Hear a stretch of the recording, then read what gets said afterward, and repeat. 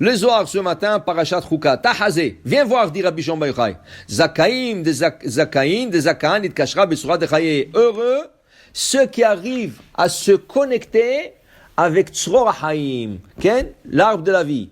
Inun Zakaan le mechme bekara ilaha de malka kadisha. Eux, ils peuvent voir des choses plus que les anges peuvent voir. On dit que Am Israël, un juif, il peut atteindre un niveau plus haut qu'un ange. Un ange, il a une limite. Il ne peut pas rentrer où ce qu'il veut dans le ciel. Il a une limite où il peut rentrer. Un juif, il peut rentrer. Qu'est-ce qu'il y a plus que? Il y a un endroit qu'on appelle le pargod, le rideau. Le pargod, c'est un rideau. Le malachim, les anges, n'ont pas le droit de rentrer derrière le rideau. Et neshama juif, un homme tzaddik, il peut rentrer derrière le rideau. Okay? Alors, Bil'am, Aracha, il a vu ça.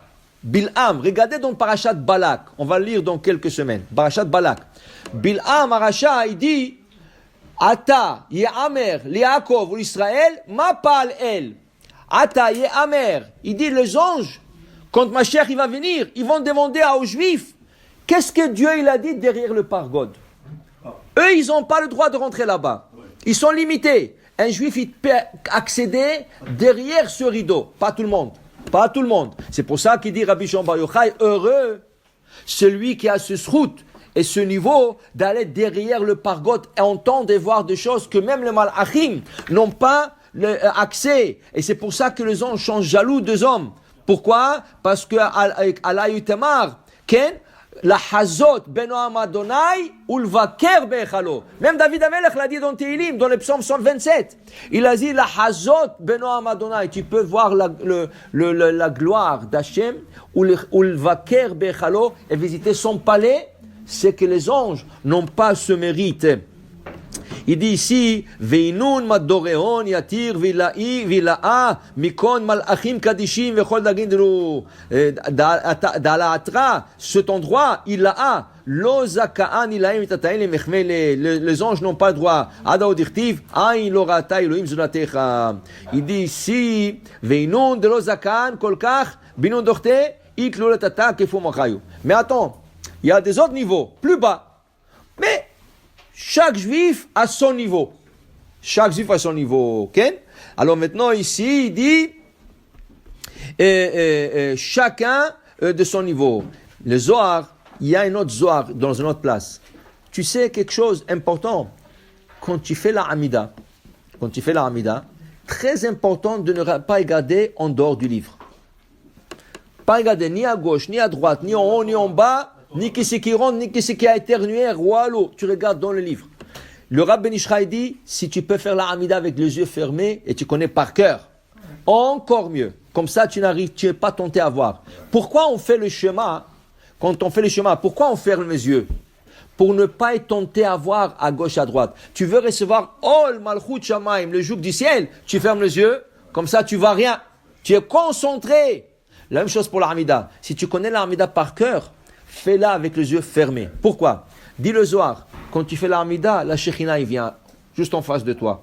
Tu fais la Hamida, la Shekhinah il vient. Alors la Shekhinah est juste en face de toi. Si tu commences à regarder comme ça, c'est comme si tu parles à un roi et tu commences à regarder comme ça. C'est un manque de respect. Tu parles à un roi, tu le regardes en face. Tu ne regardes pas. Okay?